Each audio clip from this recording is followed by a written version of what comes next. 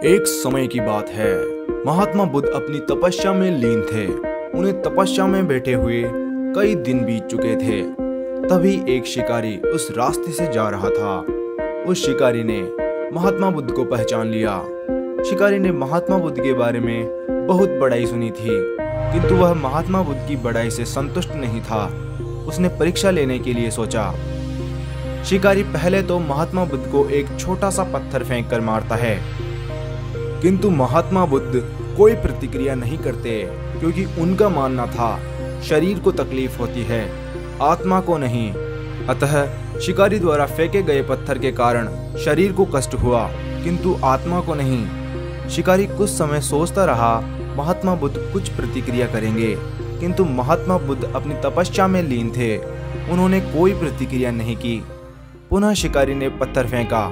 वह पत्थर महात्मा बुद्ध की आंखों के ऊपर लगा और उस जगह से खून बहने लगा।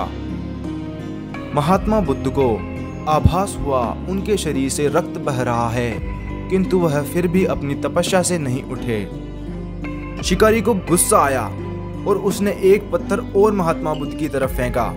महात्मा बुद्ध के शरीर पर खून अब अधिक बहने लगा था। इतनी पीड़ा महसूस कर महात्मा बुद्ध की आंखों से आंसू निकलने लगे। शिकारी ने महात्मा बुद्ध के पास जाकर पूछा, आपको जब मैंने पत्थर मारा तो आप कोई प्रतिक्रिया नहीं दिए। महात्मा बुद्ध ने बड़े ही सरलता के साथ कहा, क्योंकि इससे मेरे शरीर को कष्ट हुआ है, मेरे आत्मा को नहीं। शिकारी अचंभित रह गया।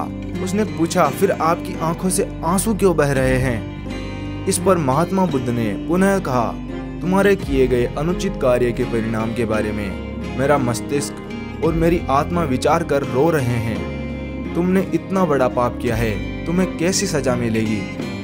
बुद्ध की बातों को सुनकर शिकारी महात्मा बुद्ध के चरणों में नतमस्तक हुआ और उसने क्षमा याचना की। महात्मा बुद्ध क्षमाशील व्यक्ति थे। उन्होंने तुरंत शिकारी को क्षमा कर दिया और अपना आशीर्वाद दिया। वह शिकारी महात्मा बुद्ध का आशीर्वाद पाकर एक महान व्यक्ति और साधक के रूप में जीवन व्यतीत करने लगा। तो दोस्तों, आपको यह कहानी कैसी लगी हमें कमेंट बॉक्स में जरूर बताएं। वीडियो को लाइक करें और चैनल को सब्सक्राइब करके बेल आइकन दबा लें।